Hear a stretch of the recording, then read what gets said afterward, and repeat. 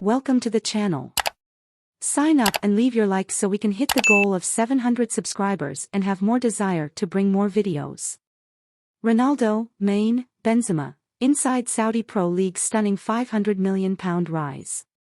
When Al Nassr announced the signing of Manchester United icon Cristiano Ronaldo on New Year's Eve, few expected the influx of talent to Saudi Arabia that followed.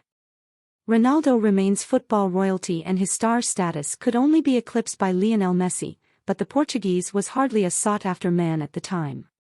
Fast forward 7 months and the Saudi Pro League has become the most discussed topic of the summer transfer window. Spending £500 million on new signings is matched only by Europe's top 3 leagues, and the highest spending club, Al Hilal, are rivaled only by Arsenal in terms of spending on new arrivals.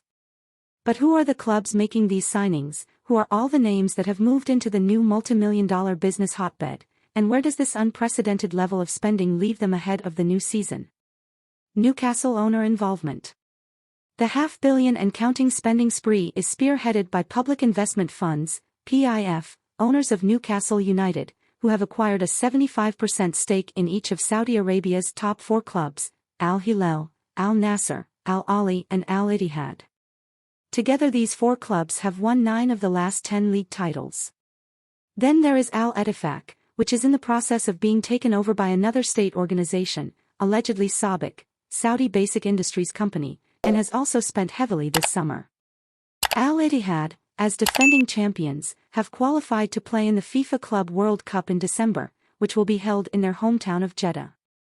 So the PIF were quick to help them bolster their ranks with Ballon d'Or winner Karim Benzema, midfielder N'Golo Kanté, Liverpool anchor Fabinho and Celtic winger Jota. This all-star ensemble will be coached by former Wolverhampton Wanderers and Tottenham Hotspur coach Nuno Espirito Santo, who led the club to the title last season. The best club in Asia. With Al Hilal reaching the final of the last Club World Cup in Morocco, losing to Real Madrid by 5-3, only winning that title would serve Al Ittihad in front of its noisy and demanding fans. For Al Hilal, a season that would be considered a huge success for most clubs in the world was considered a complete failure. They finished 3rd in the league, reached the AFC Champions League final and FIFA Club World Cup silver medals, but Al Hilal is the most successful Asian club. They have 4 Champions League titles and have reached the final of the continental competition 5 times since 2014. This is the context for understanding the £152 million spree against Wolves captain Ruben Neves, Lazio's Sergei Milinkovic-Savic, Chelsea's Kalidou Koulibaly and Zenit St. Petersburg's Malcolm.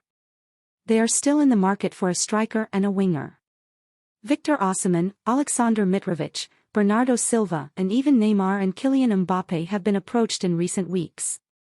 Al Nassr believed they would be on course for a league title following the acquisition of Ronaldo, but even the Portuguese's 14 goals in half a season could not stop them from finishing 3 points behind Al Ittihad.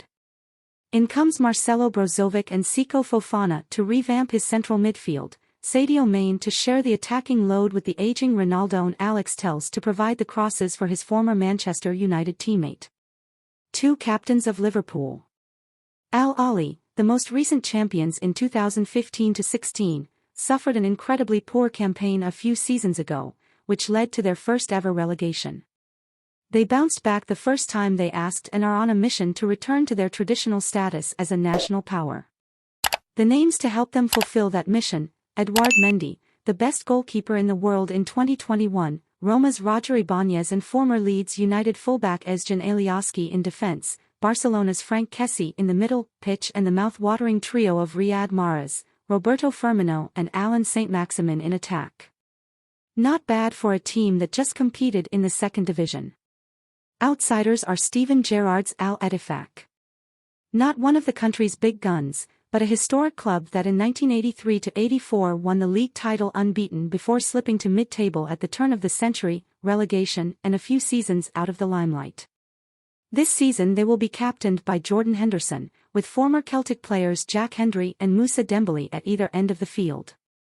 Chasing the title might be a step too far, but making it to the top 4 will be a huge achievement for the 2 former Liverpool captains.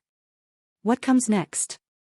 With neighboring Qatar having already hosted the World Cup in 2022, building one of the world's top leagues has become Saudi Arabia's top football objective as part of their National Vision 2030 to transform the country, and they are sparing no expense to achieve this.